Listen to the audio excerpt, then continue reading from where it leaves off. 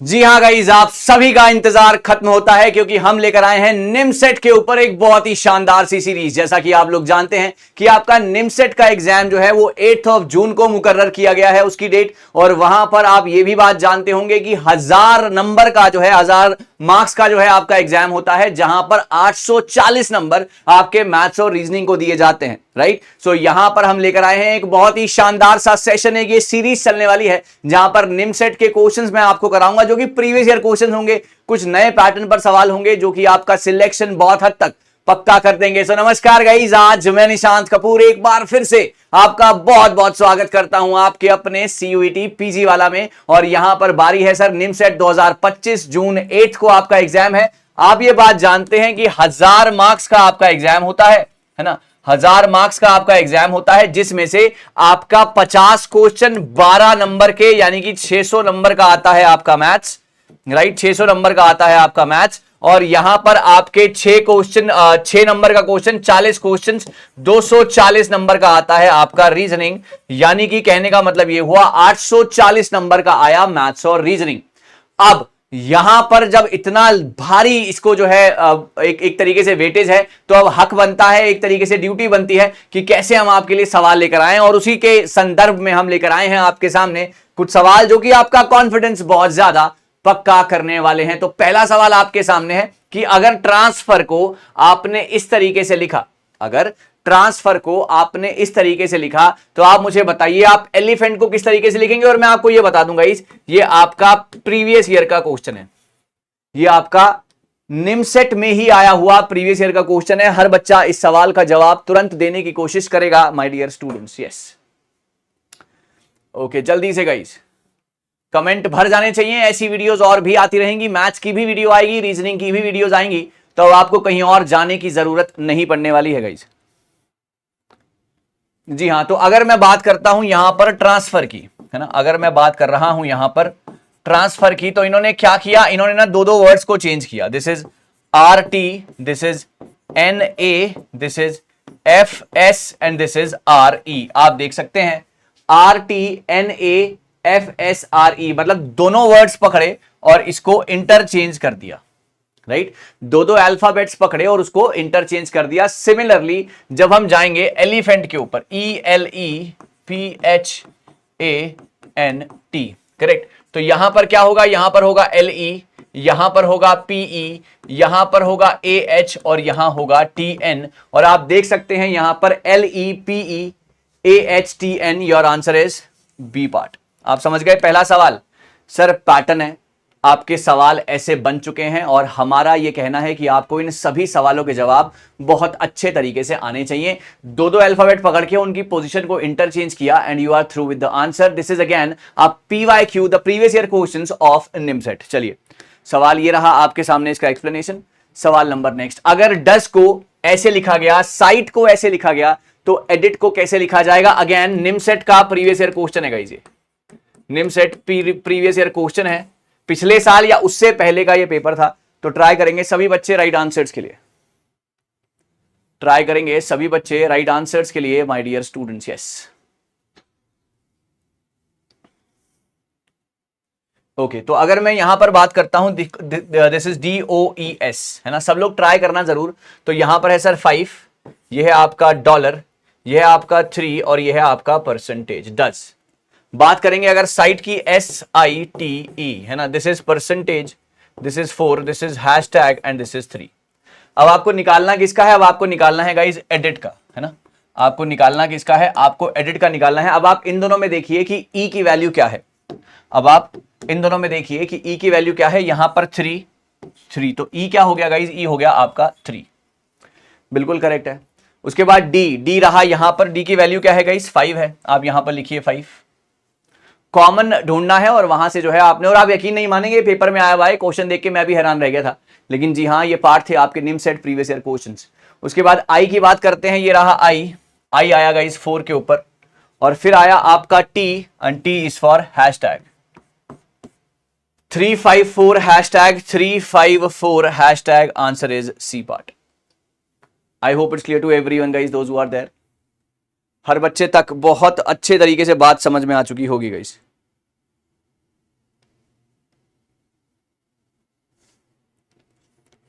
I hope it's clear to everyone guys, जितने भी लोग मेरे साथ बैठे हैं अच्छे तरीके से बात जो है समझ में आ गई होगी। चलिए सवाल नंबर नेक्स्ट। अगर येलो को कहा गया व्हाइट, व्हाइट को कहा गया ब्लैक, ब्लैक को कहा गया ग्रीन, ग्रीन को कहा गया पिंक और पिंक को कहा गया ब्लू और ब्लू को कहा गया वाटर, आप मुझे बताइए कि स्काई का कलर कौन सा होता है। Again this is the previous year question of NIMCET guys. आप इससे आप अंदाजा लगा सकते हैं कि कैसे पेपर जो है बनता है। ओके, कैसे जो है लेवल आते हैं। मैथ्स के सवाल भी यहां पर होंगे, सारी चीजें होंगी, प्रोबेबिलिटी, परम्यूटेशन, कॉम्बिनेशन, मैथ्स का calculus, everything will be fundamental of math, सब कुछ होने वाला है। तो जल्दी से इस सवाल का जवाब सब बच्चे देंगे गाइस, शाबाश।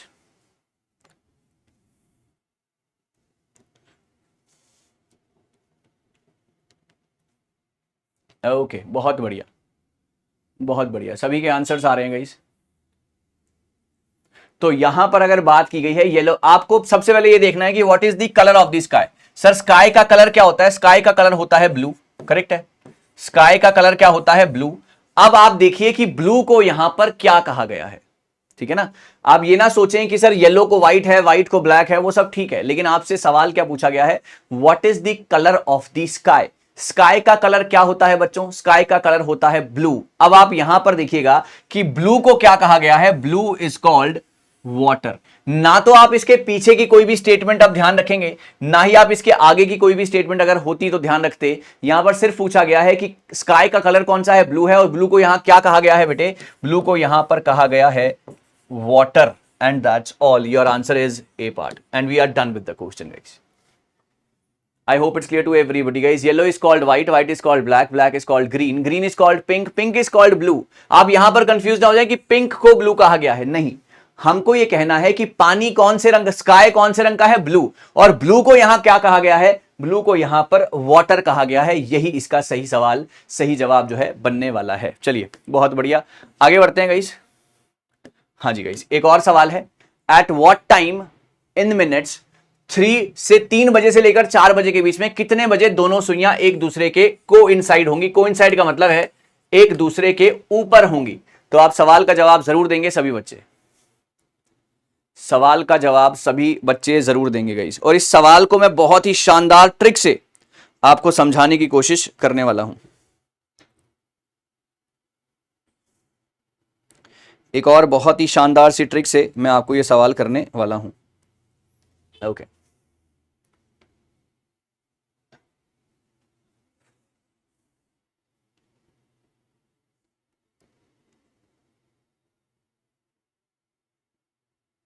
ओके, चलिए।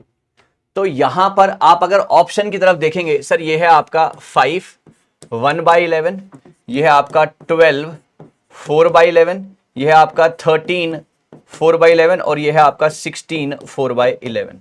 बहुत ही बढ़िया तरीके से मैं आपको ये सवाल करके दिखाऊंगा। आपको इसमें कोई ऐसा ऑप्शन ढूंढना है, पहले ट्रिक से करेंगे फिर आपको कंसेप्ट भी बताएंगे, राइट। पहले ट्रिक से करेंगे फिर आपको कंसेप्ट भी बताएंगे। मैं ये कह रहा हूं कि आपको एक ऐसा ऑप्शन ढूंढना है जिसको एंड में 0 आए, जिसके एंड में क्या आए? 0 आए। जरा समझिएगा, 11 5 जा 55 प्लस 1, दिस इज 56/11। सर ये ऑप्शन गलत है, आप मेरी बात समझे। 11 5 जा 55 प्लस 1 56/11, ये क्वेश्चन गलत है।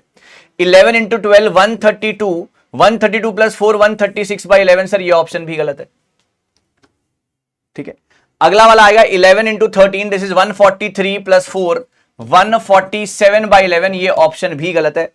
अगला आएगा 11 into 16, this is 176 plus 4 180/11 and this option is correct. आखिरी में 0 आना चाहिए और आपका आंसर जो है वहीं पर सही हो जाएगा। दोबारा से समझते हैं, एक बार दोबारा से समझने की कोशिश करते हैं गाइस। देखो देखो देखिए, एक बार दोबारा से समझेंगे सभी बच्चे। यहां पर क्या करें? 11 5 जा 55 plus 1, this is 56/11, correct. 11 into 12, this is 132 plus 4 136/11। ये आ रहा है 11 इंटू 13 143 प्लस 4 147/11 और ये आ रहा है 176 प्लस 4, दिस इज 180/11। मैं ये कह रहा हूं कि ना आपके एंड में 0 आना चाहिए। जीरो आना चाहिए, तो ये रहा वो जीरो, तो सारे ऑप्शन गलत हो गए, आंसर हो गया ये।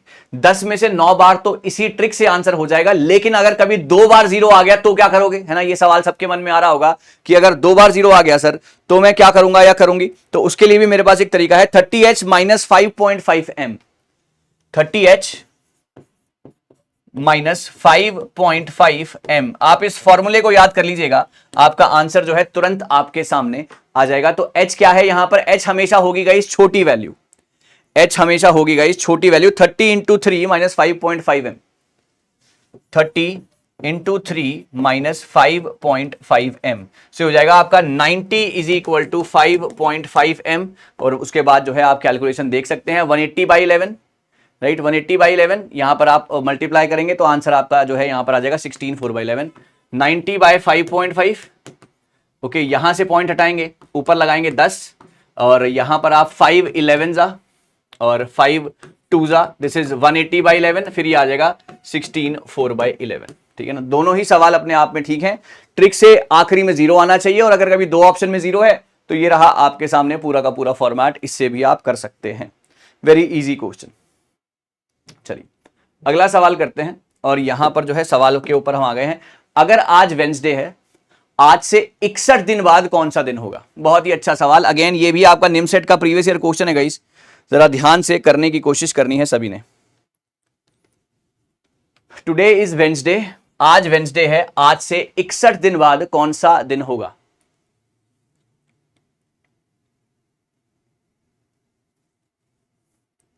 ओके, जल्दी से ट्राई करेंगे सभी लोग। Today is Wednesday, what would be the day after 61 days।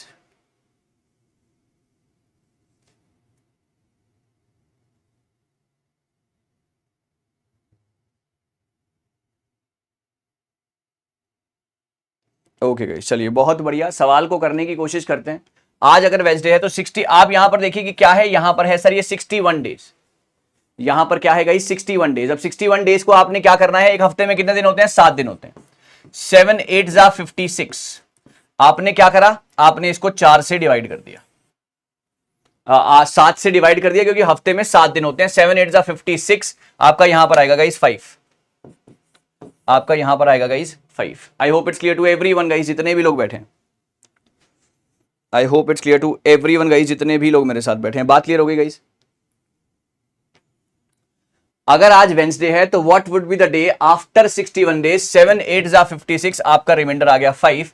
अब आप वेंसडे से 5 डेज काउंट करना शुरू कीजिए, है ना, आफ्टर 61 डेज। तो Wednesday, Thursday, Friday, Saturday, Sunday, ये 5 दिन हो गए। 5 दिन के बाद कौन सा दिन आएगा गाइस, वो आएगा आपका Monday. Your answer is B part. बहुत ही सिंपल सा सवाल था।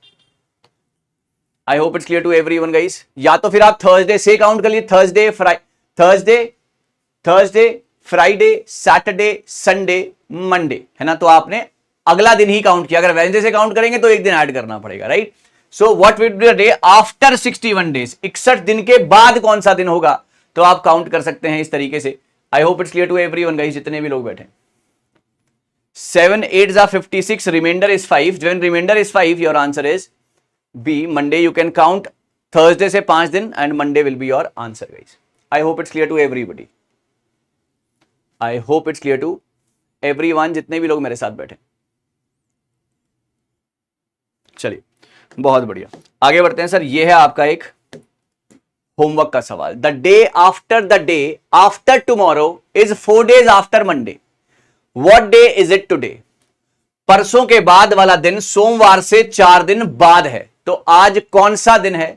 इस सवाल का जवाब सभी लोग मुझे कमेंट सेक्शन में जरूर लिखेंगे। आप लोग बताइएगा कि आपको ये क्लास कैसी लगी, इस क्लास के सवाल कैसे लगे, और ये निमसेट की ये सीरीज आपको कैसी लगी गाइस।